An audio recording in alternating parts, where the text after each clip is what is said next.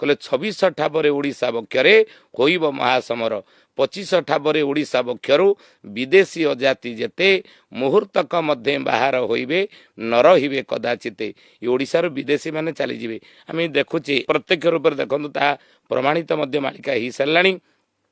जे बांग्लादेशी मानक 25 मसीहार सब जगह बाहर करागला जिते ओडिशार विभिन्न देश ए जिले सब रोते बसवास करुले सब 2025 मसीहार बाहर करागला ये 26 ठाबर से लिखुंट होइब महासमर भारतर शेष समरटी शुणी था तो ही वीर तेणु ये भारत युद्धर जो गोटे ओली ता 26 मसीहार ही हम तृतीय विश्वयुद्ध भाव बोली अच्युतानंद महापुरुष प्रमाण कले माने महाभारत जो गोटे ओलिए युद्धटा बाकी अच्छी सेटा एठू ही हबो भारत रे हबो ओडिसा रु आरंभ हबो प्रथमे देश देश भितर युद्ध लगी रहिबो ये जो देश देश भितर युद्ध चलुची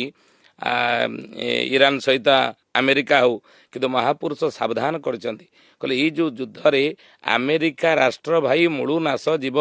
गर्वरे जलुसी सी विश्वश्रेष्ठ हेब आगु कौ महापुरुष लिखिले ना महापुरुष अर्खित दास गंजाम जिलार बड़ खेमुंडीर राज परिवार रे जन्मग्रहण करी ओलाशुणी पहाड़ रे ओलाशुणी आप जाइए ओलाशुणी गुंफा चंडीखोल केन्द्रापड़ा गले से बाटर पड़ो ओलाशुणी गुंफा पहाड़ बंदरस्वर तापर हूँ पंचपांडव छक ये मझिरे हूँ ओलाशुणी पहाड़ गुंफा पहाड़ गोटे रही से पहाड़ उपरे शून्य समाधि नहीं ब्रह्म अवधूताचारी महापुरुष अर्खित दास तांका मालिकार नाम है महागुप्त पद्मकल्प से यही लिखिले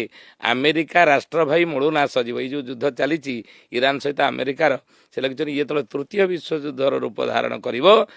अमेरिकाटा रही अमेरिका मूलु नाश जीव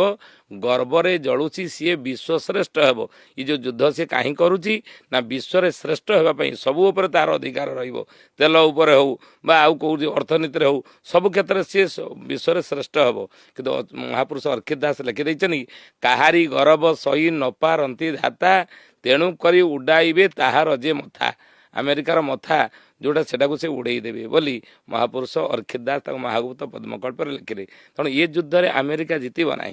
ये युद्धटा जो धीरे धीरे विश्व युद्धर रूप धारण कर अमेरिकाटा धीरे धीरे आप देखिए तार अर्थनीति तार सामरिक शक्ति तार आणविक शक्ति धीरे धीरे दुर्बल अवस्था को जीव एटा सब लेखा है मालिका रे सब जगह लिखा है माने युद्ध कथा खाली लेखा है माने सबुर खाली समस्या लेखा है तार समाधान किछि लेखा है माने जितले युद्ध हबो युद्ध को अटकाई पारिबा पई भी किछि थांते माने कने जितले युद्ध गोटे हुए बहुत लोग बहुत धन जीवन नष्ट हुए जदि माने से विषय जानीचे आमे जदि लोकन को अवार करबा ताहले सेटा हबो ना हबनी माने समाधान रास्ता किछि लिखिचंती ना खाली युद्ध ही